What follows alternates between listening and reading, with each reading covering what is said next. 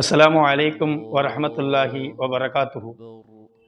அன்பானவர்களே, அல்லாஹ் தன்னுடைய வான்மறையிலே வ நபுலூக்கும் பிஷர்ரி வல் ஹைரி ஃபித்னா வ இலைனா துர்ஜவுன், நிச்சயமாக மனிதனை நாம் அவனுடைய வாழ்க்கையிலே நல்லதும் கெட்டதும் கொடுத்து சோதிப்போம்.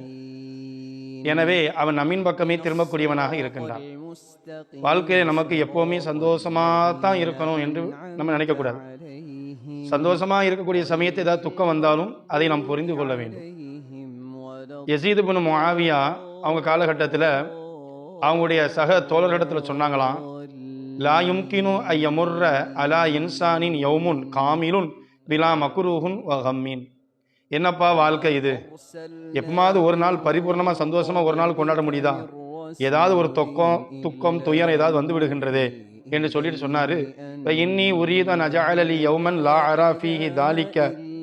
இன்னைக்கு ஒரு நாள் நான் முடிவு பண்ணிட்டேன், என்ன ஆனாலும் பரவாயில்ல, சந்தோஷமா தான் இருக்கணும், என் வாழ்க்கை ஃபுல்லா சந்தோஷமா தான் இருக்கணும்னு சொல்லி லஹு மஜ்லிஸன் லில் லஹ்வி, வீண் விளையாட்டிற்காக மது அடிப்பதற்காக அவங்க நண்பர்கள் எல்லாம் கூப்பிட்டு ஒரு மஜ்லிஸில் உட்கார்ந்து சந்தோஷமா இருந்து கொண்டு இருக்கிறார்.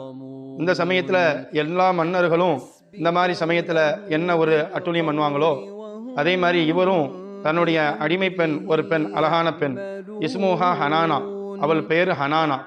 இந்த பெண்ணு அஹசனுன்னாசி வஜஹன் வ அஹ்சனுஹு சௌத்தன், நல்ல அழகிய முகம், அழகிய குரல். இந்த பெண்ணையும் பக்கத்திலேயே நிற்க சொன்னார். இரவு நேரம் ஆன பிறகு நண்பர்களை, மற்ற அரசர்கள் வந்து நண்பர்களை பார்க்குறாரு, இந்த பெண்ணையும் பார்க்குறாரு.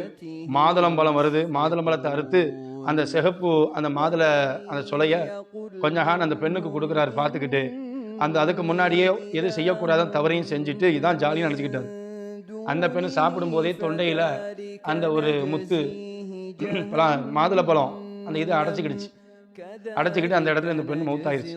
அன்னையிலிருந்து வருத்தப்பட ஆரம்பிச்சார். 4 மாசம் வருத்தப்பட்டு அதிலே இறந்து விட்டார். வரலாறு வாழ்க்கையில நல்லதும் கெட்டது இறைவன் விதித்தபடி நடந்துச்சுன்னா அது வாழ்க்கை நல்லா இருக்கும். ஆனா அப்படிலாம் விரும்ப மாட்டேன், நான் விரும்பின மாதிரி தான் வாழ்வேன்னு நினைச்சா நம்ம வாழ்க்கையை நம்மளாலேயே தீர்மானிக்க முடியாது. வல்ல ரஹ்மான் அல்லாஹு தஆலா இறைவன் கொடுக்கக்கூடிய வாழ்க்கையை ரசித்து வாழக்கூடிய தௌஃபீக் தருவானாக. அஸ்ஸலாமு அலைக்கும் வரஹ்மத்துல்லாஹி வபரகாத்துஹு.